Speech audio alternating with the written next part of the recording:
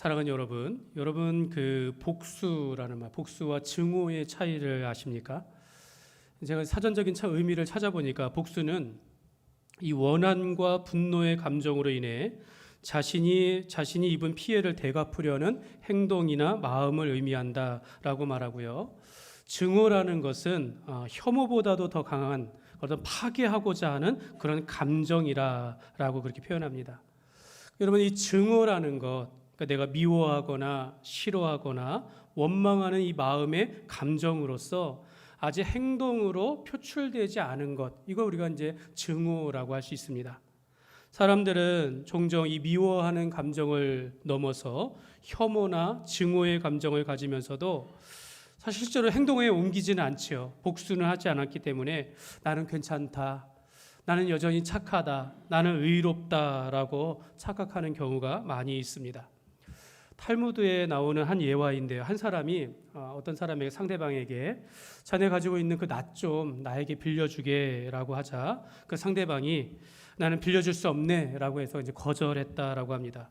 근데 얼마 후에 이 거절했던 사람이 또 그 사람, 낫을 가지고 있는 사람에게 찾아와서 그러니까 그 낫을 빌려 오려고 했던 그 사람이 찾아가서 그 사람이 가지고 있는 말을 보고 자네 그 가지고 있는 말 좀 나에게 빌려주게라고 부탁하자 상대방이 자네가 낫을 빌려주지 않아서 나도 말을 빌려줄 수 없네라고 이렇게 거절한다면 이것은 복수한 것입니다. 복수한 겁니다. 그럼 똑같은 상황인데요. 낫을 좀 빌려달라고 했는데 상대방이 이제 싫다라고 거절했습니다. 또 얼마 후에 거절했던 사람이 다시 가서 자네 가지고 있는 그 말 좀 나에게 빌려주게라고 부탁하자 상대방이 이번에는 말을 빌려줬다고 합니다. 빌려주면서 이렇게 말을 합니다. 자네가 나에게 낫을 빌려주지 않았지만 난 자네에게 말을 빌려주겠네. 여러분, 이렇게 말한다면 이 사람은 증오를 가지고 있는 것입니다. 후자의 경우 저 사람이 빌려주지 않았다고 해서 내가 빌려주지 않는 것이 아니라 내가 말을 주면서 호의를 베풀었는데 근데 그것이 왜 증오인가라는 거죠. 여러분, 우리가 원수를 사랑하라 말대로 우리가 실천한 것 같지만 악을 선으로 이긴 것 이렇게 생각할 수 있겠지만 그것이 아니다라는 겁니다. 여러분, 복수가 아니고 복수하는 것도 아니고 증오가 아니다라는 것은 그 마음에 조건이 없어야 한다라는 것입니다. 그러니까 여러분, 우리가 원수라고 할 때 그 마음을 그 증오하는 악한 미워하는 마음을 품지 아니하고 사랑하는 것, 품지 아니하고 원수를 선대하며 선행을 베푸며 축복하는 것, 여러분 이것이 참다운 용서요 이렇게 삶이라고 할 수 있겠습니다. 여러분, 이렇게 본다면 우리는 대부분의 사람들이 증오심을 가지고 남을 대하는 것은 아닌가 우리가 생각할 수 있겠습니다. 내가 복수도 아니고 또 증오도 아닌데 상대방을 대한다면 내 마음에 복수하는 그런 생각도 없고 증오의 마음이 없다면 한 번을 용서하건 두 번을 용서하건 또 세 번을 용서하건 한 번 항상 용서할 수 있다라는 겁니다. 그러니까 내가 그 사람이 나에게 빌려주지 않은 것에 대하여 마음에 담지 않는다라는 거죠. 여러분, 오늘 말씀이 이런 교훈을 줍니다. 다윗은 하나님께 기름 부음 받은 자를 내가 해할 수 없다라는 이 주의 뜻을 마음에 새기고는 원수 갚지 아니하고 또한 사울을 또 한 번 살려주는 그런 내용이 오늘 말씀입니다. 다윗은 모든 사람들이 인정할 정도로 오늘 우리가 볼 때 하나님 앞에 복을 받은 사람이다 라고 복된 인생을 살았다라고 하지만 인간적으로 볼 때는 얼마나 많은 거절과 배신과 또 고난과 고통을 수없이 당했습니다. 여러분, 우리가 믿음의 눈으로 본다면 다윗은요 그리스도에 대한 예표입니다. 그러니까 이 다윗은 하나님께서 세우신 나라를 다스리는 왕이 될 그런 인물이었고 그가 바로 예수 그리스도이심을 보여주는 것입니다. 그래서 다윗은 하나님의 나라에 하나님께서 세우신 나라의 왕이 되기 위한 이런 과정 가운데 고난을 받고 있다라고 우리가 말할 수 있는 것이죠. 그러나 이것은 우리가 믿음의 눈으로 보는 것일 뿐 정말 다윗이 그때 그 시대에 그렇게 쫓기는 상황 가운데 그렇게 목숨이 위협되어지는 그런 상황 가운데서 과연 그런 고통 속에서도 복수나 증오를 갖지 아니하고 전적으로 하나님을 의지하는 인물이었을까라는 그런 생각을 우리가 하게 되어집니다. 근데 여러분, 다윗이 지난 시절에 그렇게 고난당했을 때를 바라보면서 썼던 시편들을 보면은요, 다윗이 사울을 피해서 동굴에 숨거나 이리저리 헤매일 때도 그 마음에 원수 갚는 마음조차 품지 않았다라고 말합니다. 하나님께서 나의 억울함을 풀어주시고 악인들을 보복하여 주실 것을 기도하면서 하나님은 나의 피난처가 되시고 하나님은 나의 힘이 되신다라고, 나의 지혜가 되신다라고 고백을 하였습니다. 사랑하는 여러분, 오늘 말씀에 다윗이 또 한 번 이 사울을 용서하며 살려주게 되어집니다. 저번이랑 비슷한데요, 24장의 말씀이랑 비슷한데, 이 사울이 또 이 10이라는 도시의 사람들이 와서 자기에게 와서 다윗이 지금 하길라산 맞은편에 숨어 있음을 또 고자질하게 됩니다. 이 말을 들은 사울은 전과 같이 또 한 번 3,000명의 군사를 이끌고 이렇게 왔는데, 근데 이번에는 다윗이 이걸 먼저 알게 되어져요. 그래서 정탐꾼을 보내서 확인하게 되어지고 다윗이 직접 찾아가서 보게 되어집니다. 다윗은 자기가 죽일 수 있는 또 한 번의 상황이었지만 또 한 번 용서하고 그의 생명을 살려주게 되어집니다. 어떻게 다윗은 사울을 2번이나 그의 생명을 살려주며 용서할 수 있었을까요? 사랑하는 여러분, 나를 해하려는 원수, 내가 증오를 품지 아니하고 보복하지 아니하고 용서하며 살려준다라는 것은 결코 쉬운 일이 아닙니다. 내 마음속에 증오심을 품지 않고 사람을 대한다라는 것은 결코 쉬운 일이 아닙니다. 여러분, 다윗이 사울을 용서하는 것은 예수님의 그 사랑과 닮았습니다. 예수님도 제자들에게 누군가가 나를 이렇게 뺨을 딱 때리거든 왼편도 이렇게 갖다 대라라고 말합니다. 너희가 형제를 용서하거든 70번씩 7번이라도 그냥 끝까지 용서하라라고 주께서 말씀하시는 겁니다. 그래서 여러분, 그리스도인들에게 이 용서라는 것은요, 늘 호주머니에 가지고 있는 거, 언제든지 꺼낼 수 있어야 되는 거예요. 언제든지 내가 힘든 일, 어려운 일, 내가 원통하는 일에도 언제든지 용서할 수 있는 마음을 가져야 한다는 거죠. 여러분, 용서하는 방법이 말로만이 아니라 예수님께서 십자가에서 죽기까지 우리를 사랑하시고 또 우리의 죄를 용서하심과 같이 그가 희생하시고 그의 자기의 목숨을 내어주심과 같이 오늘 우리도 이 땅을 살아가면서 그렇게 다른 사람에게 용서하는 삶을 살아가야 하는 것입니다.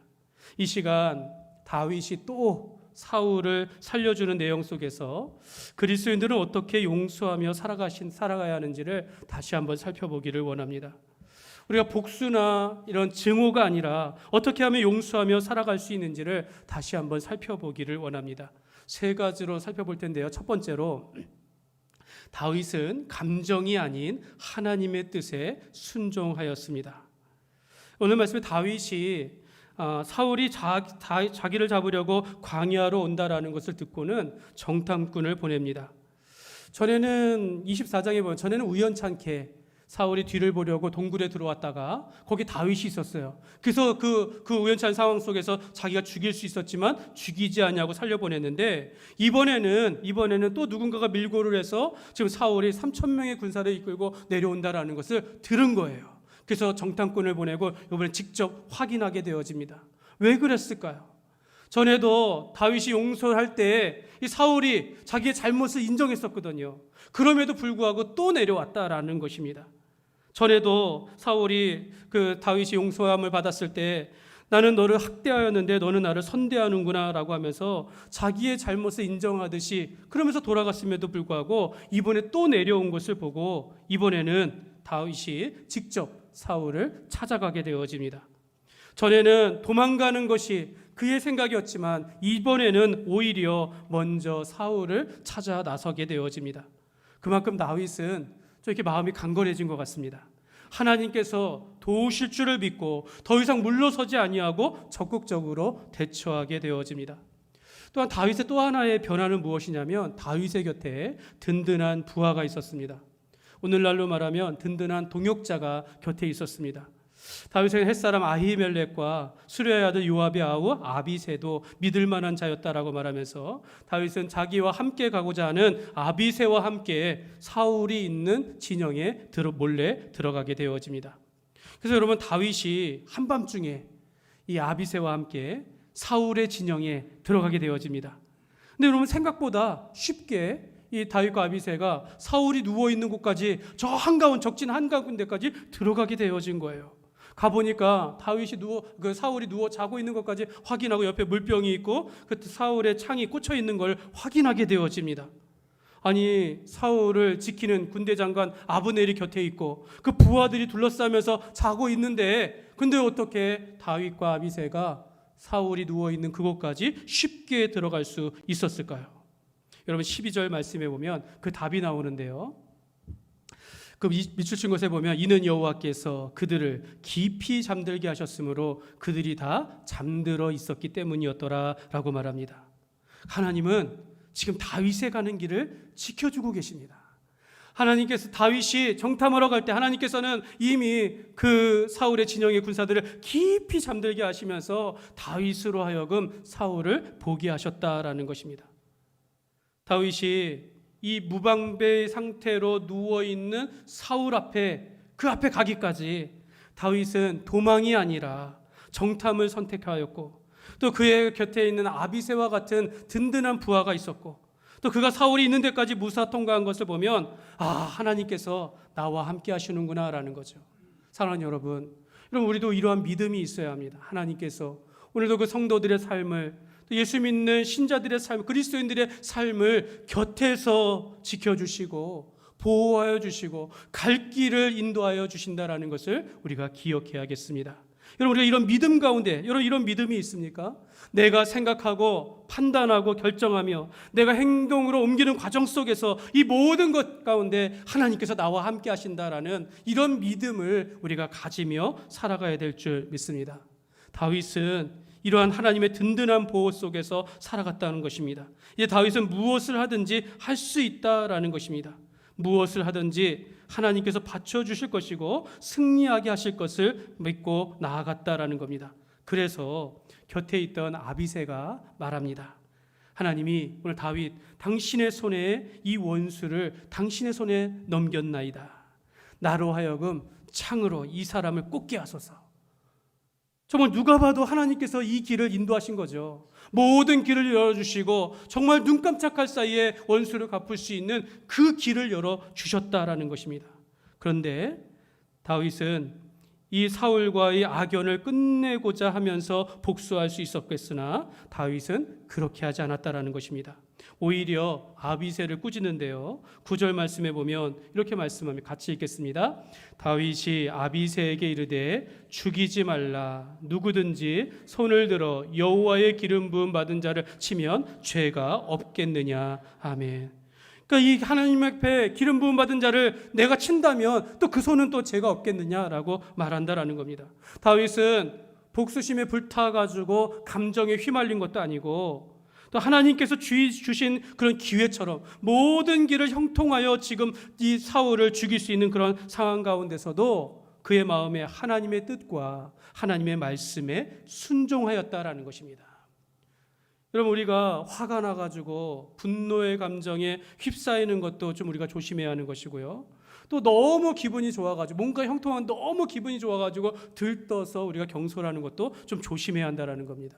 오늘 우리는 하나님의 뜻과 말씀에 부합한 그런 삶을 우리가 살아가야 하는 것입니다. 다윗은 이전에도 내가 여호와의 기름 부음 받은 자를 내가 해할 수 없다라는 이 하나님의 뜻을 붙잡고 그를 살려주었고, 이번에도 하나님의 뜻을 쫓아 원수 갚는 일을 하지 않았다라는 것입니다. 다윗 곁에 있는 충신이 내 대신 일을 한다 할지라도 다윗은 그것은 하나님께서 기뻐하시는 일이 아니다라는 것을 알고 반대하였습니다. 다윗은요, 인간적인 마음으로 원수를 갚지 않았습니다. 감정을 따라서 말하지도 아니하고 감정으로 행동하지 않았다라는 것입니다. 여러분, 잠언 20장 22절 말씀에 보면 우리 같이 한번 읽겠습니다. 너는 악을 갚겠다 말하지 말고 여호와를 기다리라. 그가 너를 구원하시리라. 아멘. 여러분, 이 말씀을 꼭 기억하십시오.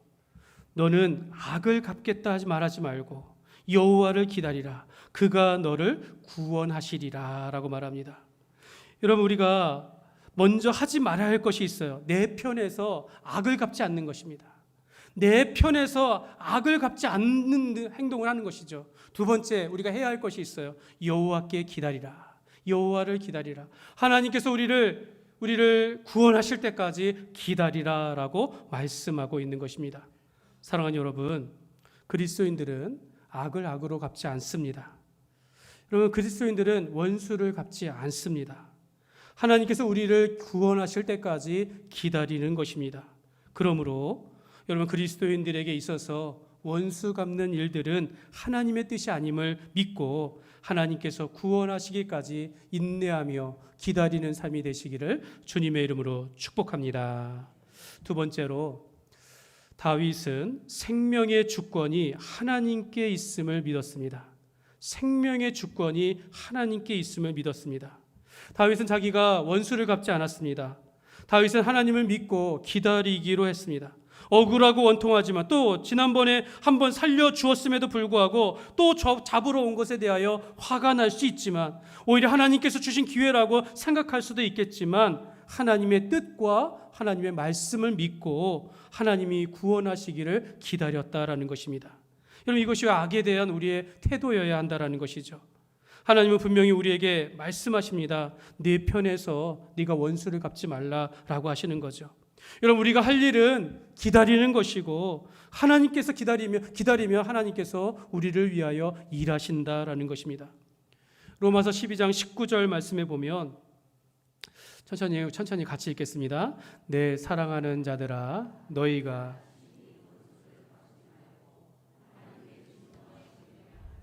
기록되었으되 원수 갚는 것이 내게 있으니 내가 갚으리라고 주께서 말씀하시니라. 아멘. 이 말씀도 꼭 기억하셨으면 좋겠습니다. 너희가 친히 원수를 갚지 말라라고 성경은 말씀합니다. 원수 갚는 것이 내게 있으니 내가 갚으리라라고 말씀합니다. 여러분, 이 말씀을 되짚어 보면 여러분, 원수의 생명이라 할지라도 하나님께 달려있다라는 겁니다. 원수의 생명이라도 하나님께 달려있으니 네가 원수 갚지 말라라는 것입니다. 그러니까 생명은 하나님의 주권에 속한 것임을 말씀하고 있는 것입니다. 저와 여러분의 생명도 하나님의 주권에 속해 있다라는 것을 우리가 믿는다면 내가 내 생명을 스스로 해야 할 수 없다라는 것이죠. 우리가 원수의 생명이라 할지라도 내가 해야 할 수 없고 하나님께 맡겨야 한다라는 것입니다. 다윗은 그날 자고 있는 사울을 보기만 하고 물과 창만 가지고 돌아왔습니다. 그리고 나서 맞은편 골짜기 산꼭대기에 서서 저 사울을 향하여 외칩니다. 사울의 군사령관 아브넬을 향하여서 말합니다. 네가 내 주 왕을 보호하지 아니하느냐? 한 사람이 내 주 왕을 죽이려고 거기에 갔었느니라 라고 말합니다. 그러니까 이 다윗은요, 아브넬을 꾸짖습니다. 사울 옆에 있는 아브넬을 향하여서 네가 내 주 왕을 왜 보호하지 못했느냐라고 하면서 여기 창과 물병을 보여주었다라는 거죠. 분명히 군대 장관 아브넬은요, 사울 왕을 보호해야 할 그런 의무가 있었지만 그 직무를 충실하게 수행하지 못했습니다. 다윗은 그가 왕을 보호하지 못한 것, 이걸 책망했다라는 거죠. 이 말씀을 보면서 사울은 참 불행한 것 같아요. 주위에 좋은 사람들이 없어요. 이미 왕이 타락해서 그런지 주위에 좋은 사람들이 없어요. 반면에 저는 행복합니다. 제 곁에 저를 사랑해주고 저 함께하는, 마음을 같이 하는 성도들이 있기 때문에, 교회가 있기 때문에 참 감사하는데요. 여러분 곁에 있는 남편이 있고 아내가 있고 또 여러분이 함께하는 주회가 안에서의 형제자매들이 있는 것이 얼마나 감사한 일인지 몰라요. 근데 여러분, 사울 왕의 주변에는요, 다윗을 죽여야만 한다라고 하는 그런 기만자들만 있을 뿐 하나님의 뜻을 올바르게 전하는 자들이 없었다라는 것입니다. 이 때문에 다윗이 한번 살려주었지만, 회개 그가 돌이켰다라고 하지만, 그러나 그들 곁에 그것을 따르는 사람들이 없었기 때문에 또 한번 다윗을 잡으려고 왔다라는 겁니다. 만약 사울 곁에 생명의 주권이 하나님께 있으니까 다윗을 해하지 마십시오. 그도 기름 부음 받은 자이니 더 이상 쫓지 마십시오 라고 이렇게 진실한 신앙의 조언자가 있었다면 여러분 얼마나 좋았겠습니까? 사울 곁에도 선지자가 있었고 사울 곁에도 제사장들이 있었지만 아무도 하나님의 뜻을 올바르게 전하는 자가 없었다라는 것입니다. 사랑하는 여러분, 주님께서 오늘 이 시대에 양떼를 맡기시면서 영혼을 돌보라, 꼭 이렇게 또 교회를 돌보라라고 하면서 목사로 부름받은 저를 여러분들 주의 종으로 생각한다면 여러분들에게 이러한 조언을 해도 여러분이 받아들이겠습니까? 만약 저를 주의 종으로 또 하나님께서 말씀을 대언하는 자로 여러분들이 생각하신다면 사랑하는 여러분 생명은 하나님의 주권에 달려 있음을 믿으시기를 바랍니다. 내 생명도 원수의 생명도 하나님께 달려 있다라는 것, 하나님께 속해 있다라는 것을 여러분 꼭 기억하시기를 바랍니다. 아무리 억울하고 원통하고 힘든 일이 있다 할지라도 내가 생명을 해하려고 하는 복수나 그런 증오의 마음을 갖는 것, 이런 거 품지 마시고 하나님께 맡기시며 하나님께서 구원하실 때까지 기다리시기를 바랍니다. 여러분 오늘 말씀과 연관이 좀 있는지는 잘 모르겠는데 여러분 최근에 이 아프리카 나이지리아에서 벌어지는 일들입니다. 이 나이지리아 인구가 한 2억 명이라고 하는데요. 여러분 최근 나이지리아의 기독교인들이 2009년부터 지금까지 급진 무슬림에 의하여서 약 5만 명 이상이 살해를 당했다라고 합니다. 그럼 상상이 갑니까? 18,000교회가 이미 파괴가 되었다라고 합니다. 2024년에는 4,476명이 살해를 당하고 올해는 현재까지 7,087명이 살해를 당했다라고 합니다. 이는 한 기독교 구호단체의 그 대표가 한 말입니다.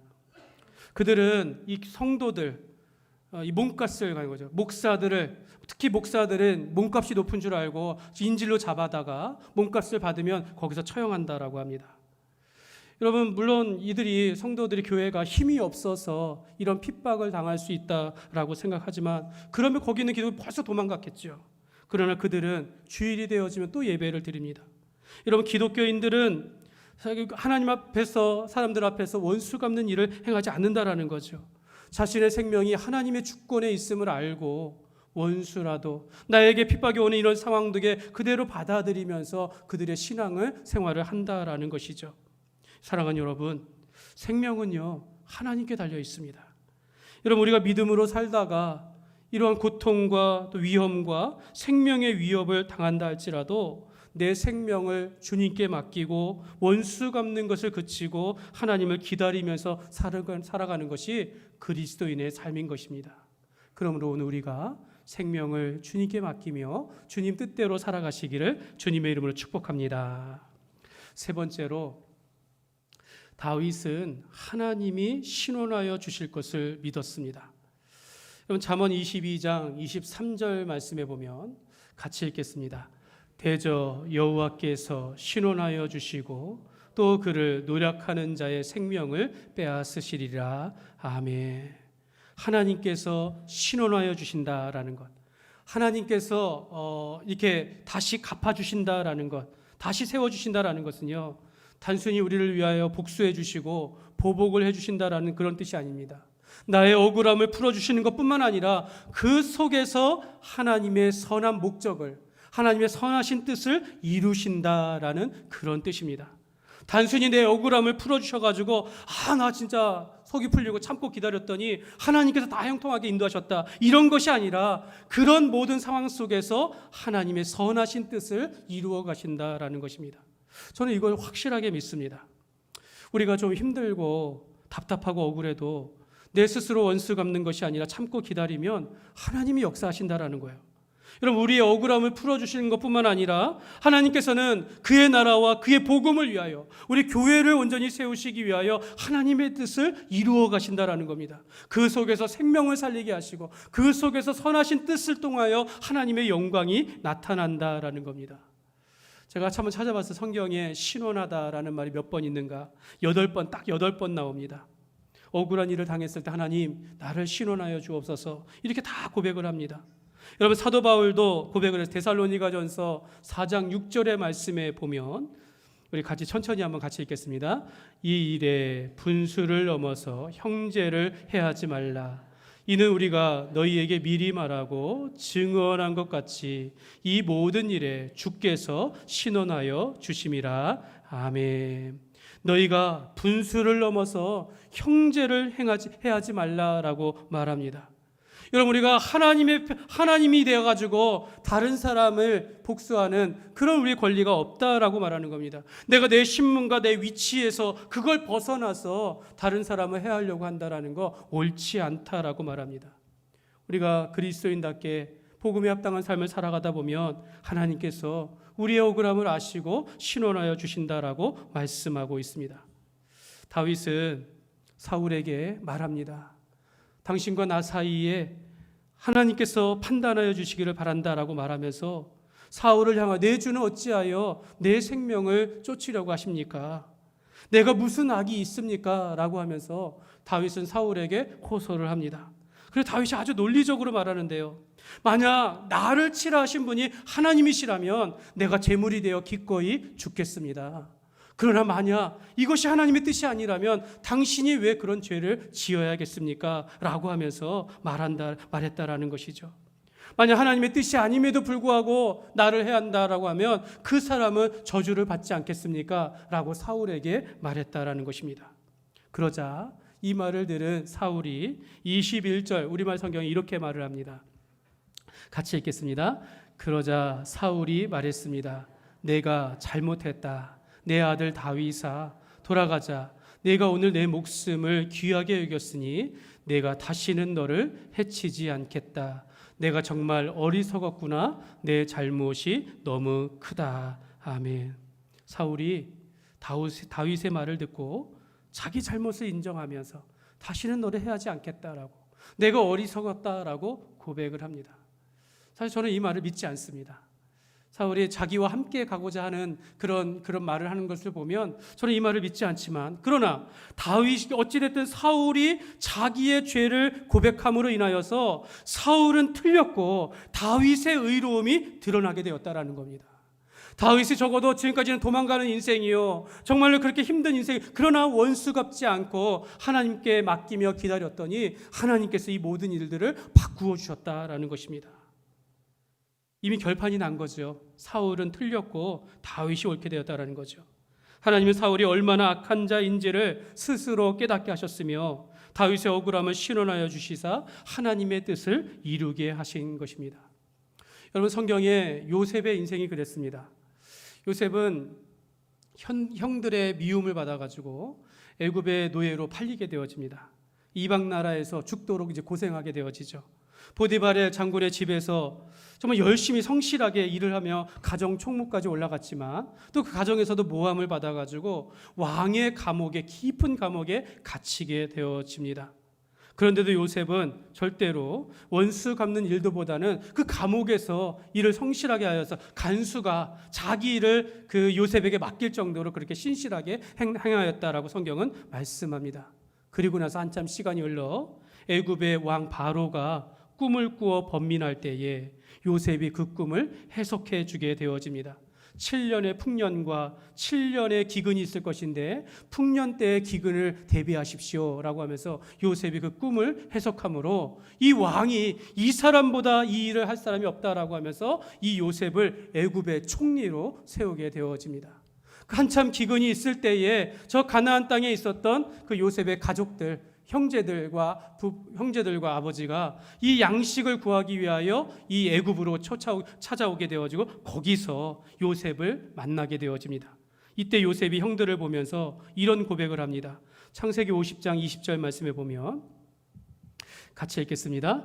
형님들은 저를 해치려고 악을 꾀했지만 하나님은 지금 보시는 것처럼 그것을 선하게 바꾸셔서 오늘날 많은 사람들의 생명을 구하셨습니다. 아멘. 참 요셉은요, 참 이 믿음의 그 눈이 있는 사람이에요. 정말 자기가 형들에게 팔렸어도, 그 숱한 고생을 했어도 억울함과 원통함이 가득할 만한데 요셉은 형들을 향하여서 형들은 저를 해하려고 하였지만 하나님은 이걸 바꾸셨다라는 거예요. 이 우리의 가족을 살리고 하나님의 뜻을 이루시기 위하여 여기까지 인도하셨다라고 인정하면서 그 형들을 제외하게 되어집니다. 하나님은 다윗을 신원하여 주셨고 요셉을 신원하여 주셨습니다. 성경은 하나님의 백성들은 하나님께서 신원하여 주신다라고 말씀하고 있는 것입니다. 그렇게 다윗은 억울하지만 원수를 갚지 아니하고 기다렸더니 하나님께서 그를 구원하여 주신 것입니다.